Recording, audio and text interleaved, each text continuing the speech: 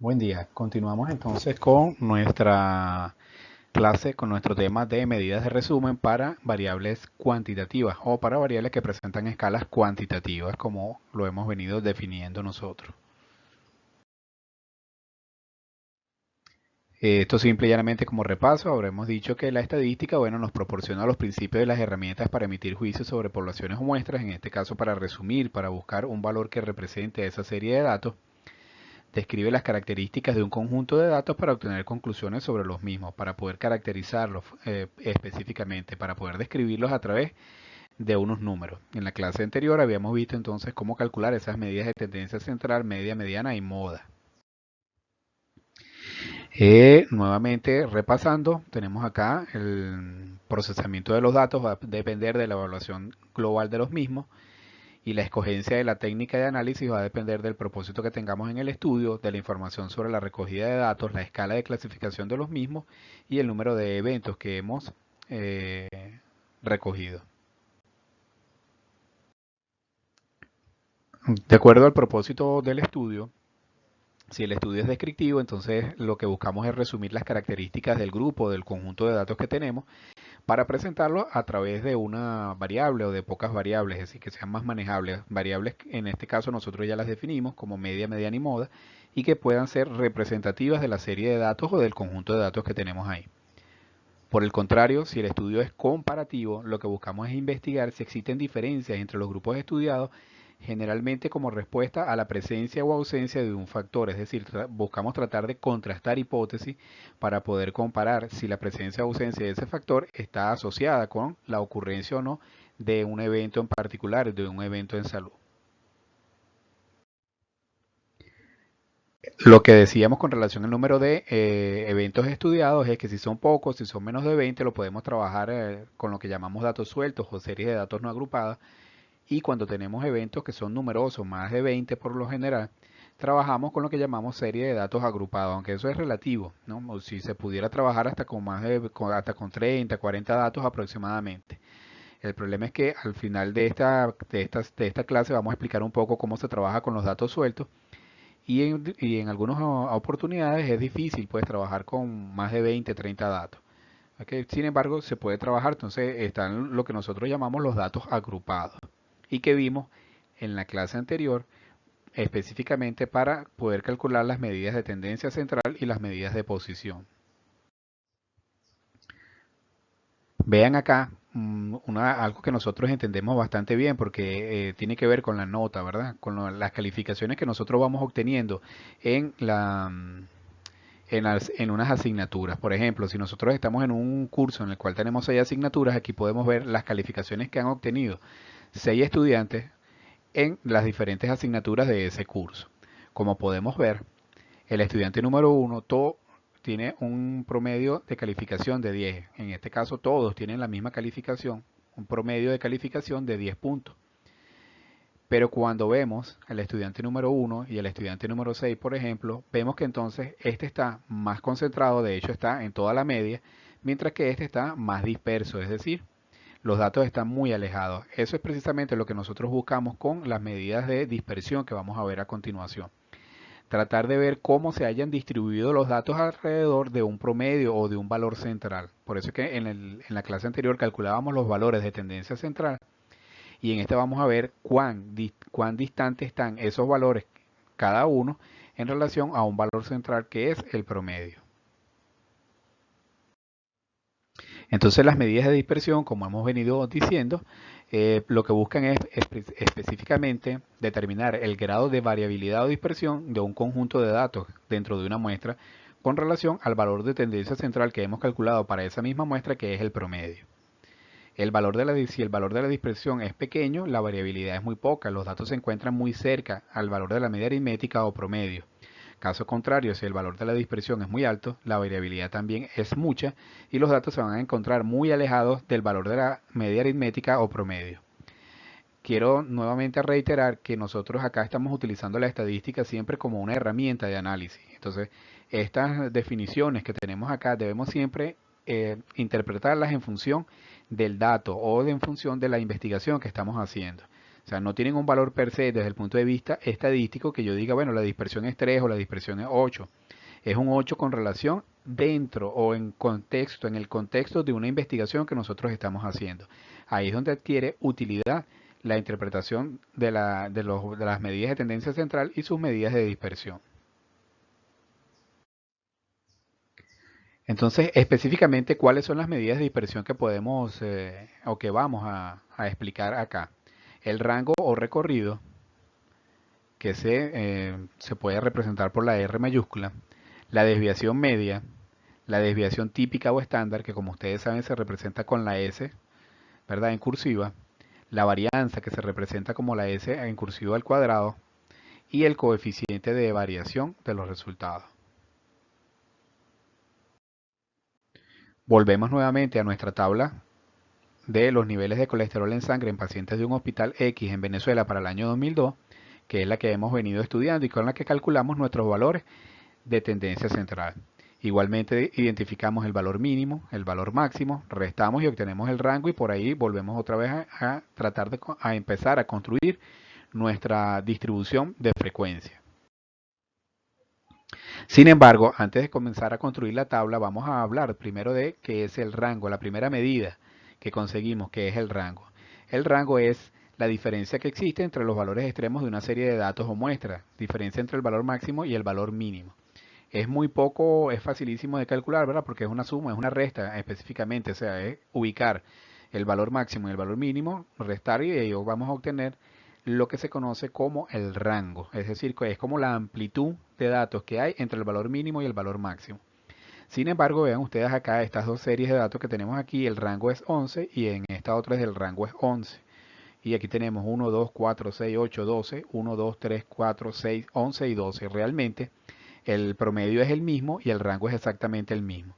Entonces, desde el punto de vista de suministrar información que sea útil para la investigación, para la interpretación, realmente es muy poco la información que él suministra. Porque repito, nuevamente ustedes ven acá que en esta serie de datos es casi similar, el rango es el mismo y el promedio es el mismo, es decir, no tengo manera con esta medida poder hacer un análisis más allá de lo que se observa en esta distribución. Entonces, sin embargo, bueno, es una medida que se utiliza, es una medida que existe y es muy fácil de calcular. Continuamos entonces, ya esto lo vimos en la clase anterior, nosotros construimos nuestras clases y hacemos nuestra distribución de frecuencia y bueno, utilizamos la frecuencia absoluta acumulada y vamos obteniendo aquí,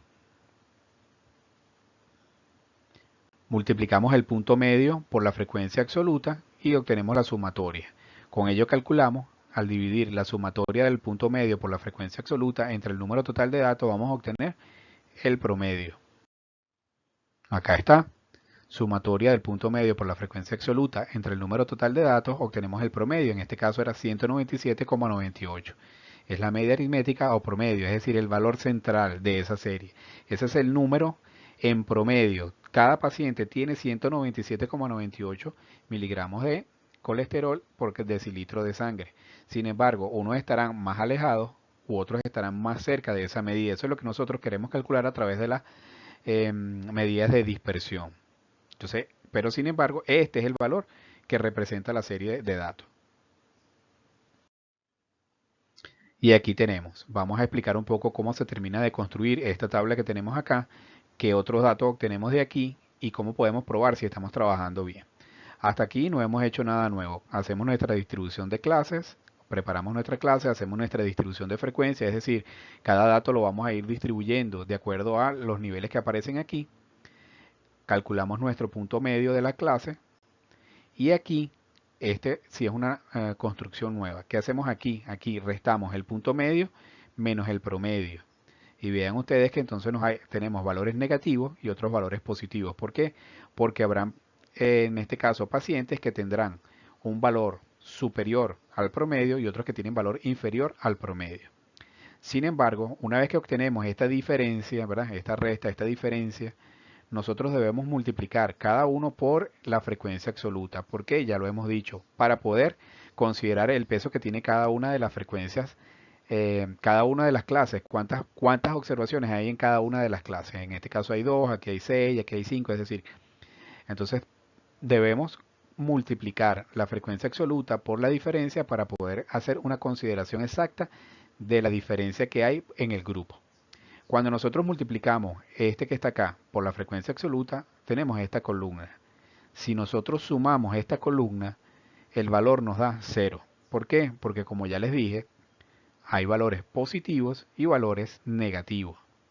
De hecho, esta sumatoria aquí pueden ver da 0. Es posible que si ustedes lo trabajan le da 0,0002, 00,01 o 0,0035, etcétera. Eso realmente es 0, ¿no? Debemos tomarlo como un 0 absoluto.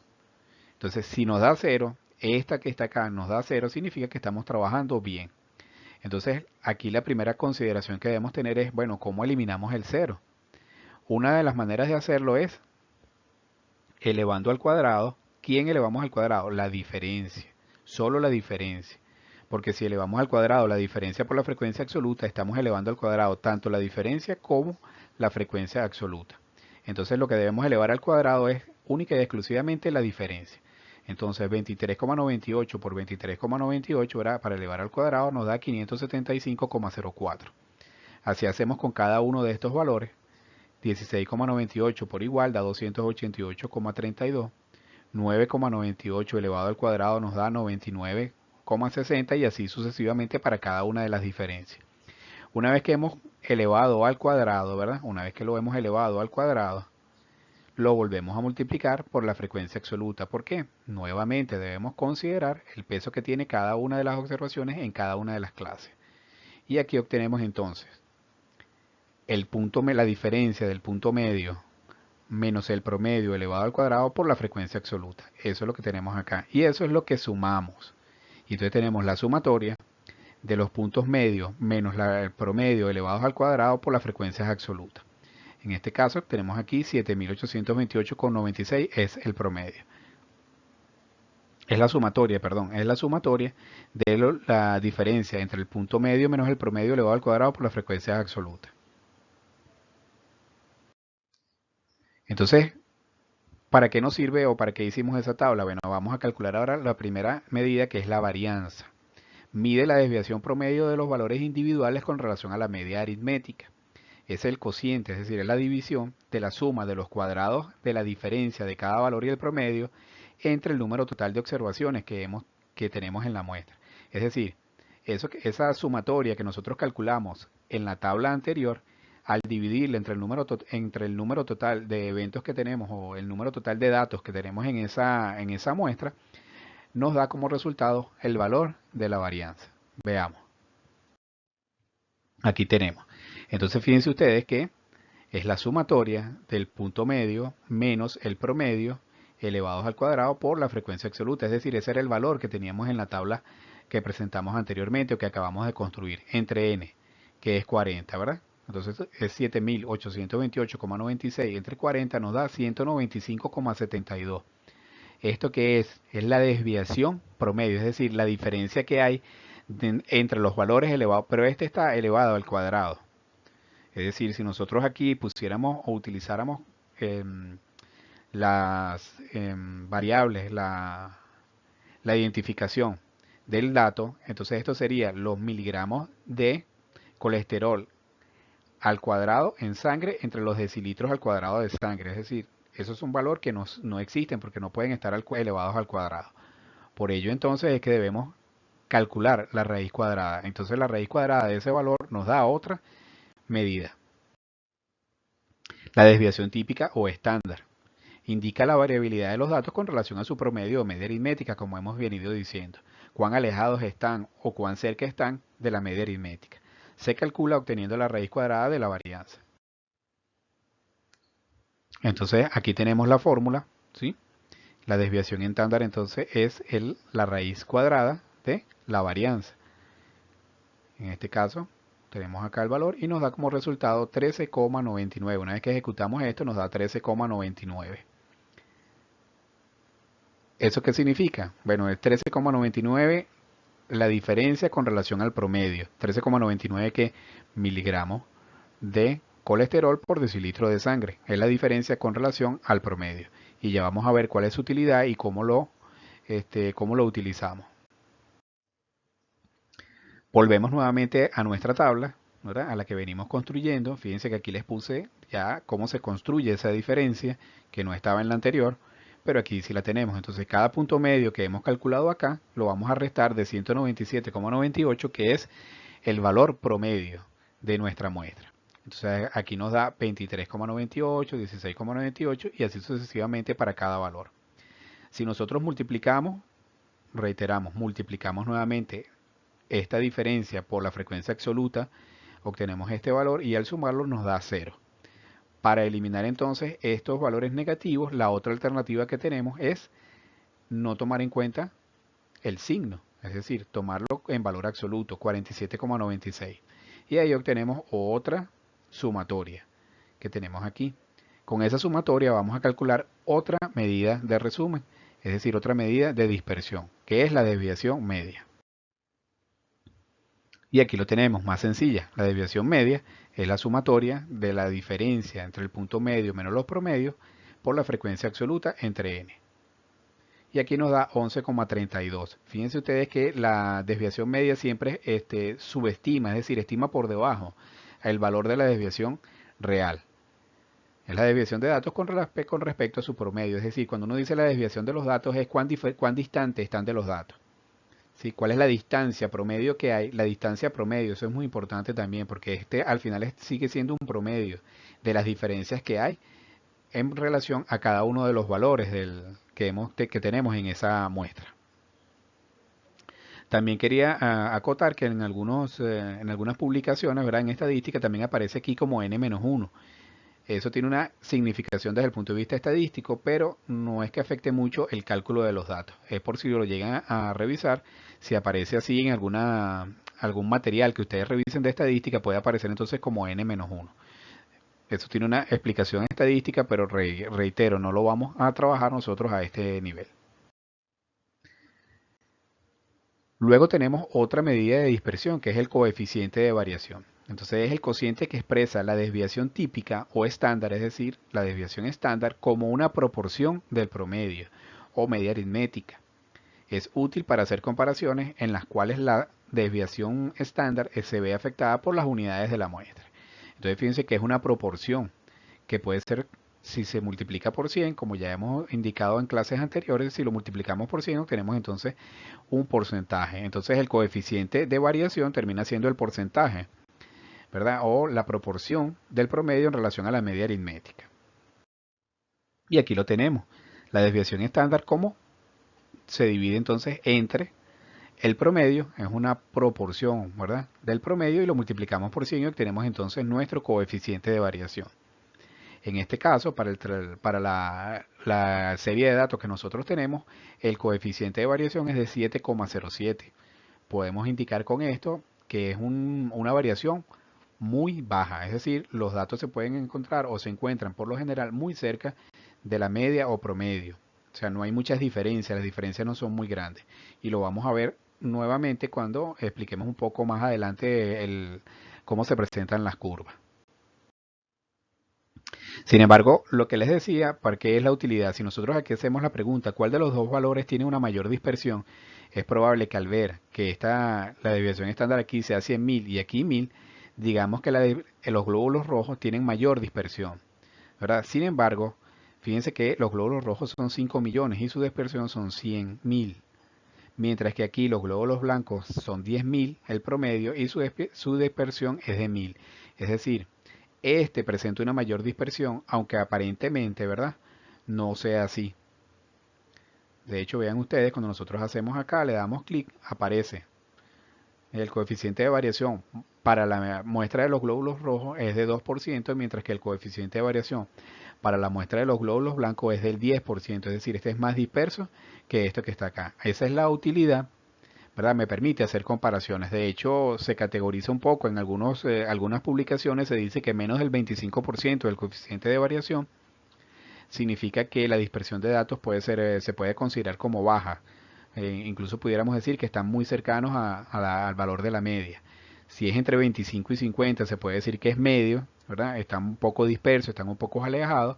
Y si es más del 50% se dice que ya es muy alta la dispersión. Entonces, su utilidad también dependerá, su cálculo, ¿verdad? Dependerá de los objetivos que nosotros tengamos en nuestra investigación. Algunos de los programas, si ustedes pueden manejar algún programa o algún software de cálculo estadístico, es posible que si ustedes se lo soliciten le dé todas las medidas. Sin embargo, no es necesario utilizar todas las medidas de dispersión. Solo son útiles en la medida en los objetivos o digamos que se utilizan de acuerdo a los objetivos que yo tengo en mi trabajo de investigación. Fíjense ustedes ahora, para concluir, vamos a trabajar con unos datos que llamamos datos no agrupados. Lo que les decía, cuando los datos son pocos, nosotros podemos hacer aquí lo que llamamos datos no agrupados. Bueno, en este caso tenemos los datos de pacientes hospitalizados, los días de hospitalización de pacientes según presenten gastroenteritis o bronquitis. Son 10 pacientes. En este caso, el promedio para los pacientes hospitalizados, el promedio de días para los pacientes hospitalizados por gastroenteritis fue de 6,5, mientras que los hospitalizados por bronquitis fue de 7,5. Fíjense que si nosotros vamos a calcular aquí la moda y la mediana, el cálculo de la mediana en este caso hay que ordenar los datos de menor a mayor. Calcular, tenemos 10, entonces es el promedio entre el dato 5 y el 6, que en este caso es 5 y 7, ¿verdad? 2 entre 2, 6, la moda en la mediana en este caso sería 6, mientras que en este caso el dato 5 y el 6 es 1, 2, 3, 4, 5, el 7 y el 11. Aquí la mediana sería 9, ¿verdad? 7 y 11, 18 entre 2, 9. Y la moda sería el dato que más se repite. Fíjense que aquí en este caso hay incluso dos modas porque el dato que más se repite es el 1 y el 13. Mientras que aquí tenemos el 1, el 12 y el 13. Entonces realmente pudiéramos incluso concluir que no hay moda. Seguimos entonces para nuestro, aquí como hicimos, bueno, se suman todos los datos, da 65, se divide entre n y nos da 6,5, ese es el promedio. Y aquí dio 75, lo dividimos entre 10, da 7,5. Entonces esos son los promedios. ¿Para qué nos sirve? Para calcular esto que tenemos acá. Ahora podemos calcular, no necesariamente pues deberíamos hacer la tabla, pero dada su comodidad, pues bueno, lo hacemos más fácil a través de aquí una diferencia cuando calculamos la tabla es que no multiplicamos nada porque no hay frecuencia absoluta, ¿verdad? Porque cada dato se representa a sí mismo. Entonces no tenemos que multiplicar nada, simplemente calculamos el punto que es cada, aquí no hay punto medio tampoco, sino este es cada observación. Entonces es 1 menos el promedio, si lo sumamos todo aquí nos da 0, es la única variación con relación a los datos agrupados. Entonces aquí podemos tomar el valor absoluto, ¿sí? O podemos elevar al cuadrado para obtener los cuadrados de las diferencias. Aquí tenemos los datos para la bronquitis de manera similar. Si sumamos acá nos da 0. Entonces tomamos valor absoluto o elevamos al cuadrado para eliminar el valor negativo de las diferencias. ¿Eso para qué nos sirve? Bueno, con el valor absoluto calculamos la desviación media para datos no agrupados. En este caso da 4,1 y 4,7. Con el cuadrado de las diferencias, ¿verdad? La sumatoria del cuadrado de las diferencias, calculamos entonces la desviación estándar para los hospitalizados por gastroenteritis, en este caso es la varianza, perdón, y los hospitalizados por bronquitis, nos da 20,65 y 24,85 respectivamente. Calculamos ahora la desviación estándar, que es la raíz cuadrada de esos valores.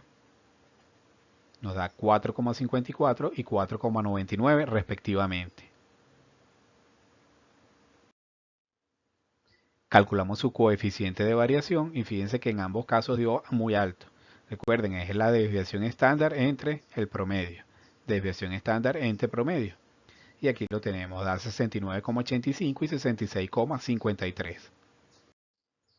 Y presentamos entonces una tabla resumen. El número de datos es 10, la sumatoria es 65, su promedio es 6,5 y 7,5. Entonces los pacientes que acudieron a ese hospital por gastroenteritis pasaron en promedio 6,5 días hospitalizados, mientras que los de bronquitis pasaron 7,5 días hospitalizados. Fíjense que el rango es el mismo, fue 12, la desviación media fue 4,1 y aquí 4,54. Y mientras que aquí la desviación estándar fue 4,99 y la varianza es el coeficiente de variación es muy alto. Si estuviéramos entonces, si tuviéramos que dar alguna tomar alguna decisión con relación a estos servicios, ¿verdad? Deberíamos intervenir ambos servicios porque su coeficiente de variación es muy alto. Entonces tendríamos que hacer una investigación más profunda para entender por qué hay tanta variación o tanta variabilidad en los datos, porque hay, por ejemplo, pacientes que nada más vienen 1 o 2 días a hospitalización, mientras que hay pacientes que incluso alcanzan hasta 13 días de hospitalización, en este ejemplo. Otras medidas que se desprenden pues, de estos datos que hemos calculado son la forma en que se distribuyen los datos, ¿verdad? Esta desviación, fíjense ustedes que si la desviación es muy alta, nos va a dar esto que llamamos aquí una curva platicúrtica. Fíjense que entonces los datos están, podemos ver cómo hay datos que, si este es el promedio, hay datos que están por debajo del promedio y otros que están por encima del promedio, son mayores al promedio. Por eso cuando nosotros restamos, la diferencia de este lado son negativas y las diferencias de este lado son positivas. Entonces, de acuerdo a cómo se distribuyen esos datos, nos va a dar entonces lo que se conoce como curvas lecticúrticas, mesocúrticas o platicúrticas. Esto también incluso se calculan índices que no vamos nosotros a ver acá, pero también se calculan. Y también van a tener utilidad en función de lo que nosotros hagamos en nuestra investigación. Fíjense aquí tenemos entonces diferentes formas que lo vamos a ver ahora cuando veamos la distribución normal, diferentes familias de curvas de distribución. Bien, para concluir, les reitero que nosotros vamos a tener sobre este tema, sobre los temas 4, 5 y 6 específicamente, vamos a tener prácticas. Una práctica para poder hacer, para que entonces vayan haciendo o anotando todas las preguntas que tengan, todas las dudas que hayan surgido, para que las podamos entonces resolver en esa sesión de prácticas que vamos a tener específicamente de los temas 4, 5 y 6. Buen día.